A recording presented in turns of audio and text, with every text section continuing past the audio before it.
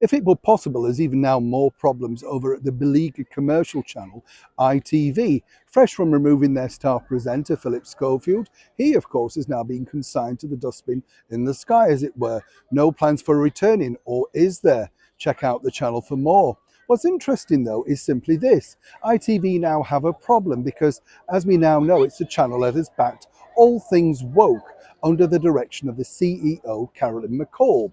One of the biggest problems, of course, was for their Queen of Daytime, self-said, of course, Lorraine Kelly, otherwise known as a national treasure amongst ITV workers.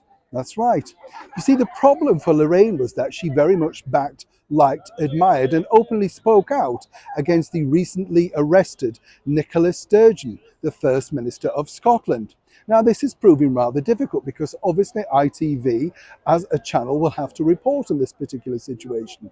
But it's simply all over the net how much, of course, Nicola was admired over at ITV Towers. So much so, on the day that she decided to step down, they arranged for her to appear on the sister show, Loose Women. And there were even talks, possibilities of her sitting in for Lorraine while she went on holiday.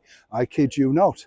Well, as you can imagine, following the outburst of recent problems that Nicola's ensued, which also resulted finally in her being arrested for informal talks with the Scottish police, all of those plans have now been drawn a line under. But of course, it's not something that ITV, the channel, would like to be reminded of. Now, seemingly, of course, they could wait to see the outcome of what will happen to Miss Sturgeon. Or, as they've done recently with Mr. Schofield, simply draw a line under it and hope that you, the viewing public, won't remember just how much they admired her on the channel. None more so, though, than the Queen of Daytime TV and fellow Scot, Lorraine Kelly. Now, it'll be interesting to tune in to find out exactly what Miss Kelly's thoughts are regarding Miss Sturgeon. When they last spoke just a few months back, she said she wished her well and couldn't wait to see what Nicola would do next. Perhaps Lorraine was hoping for a one-to-one personal audience. No need now. We found out exactly what Nicola's done next.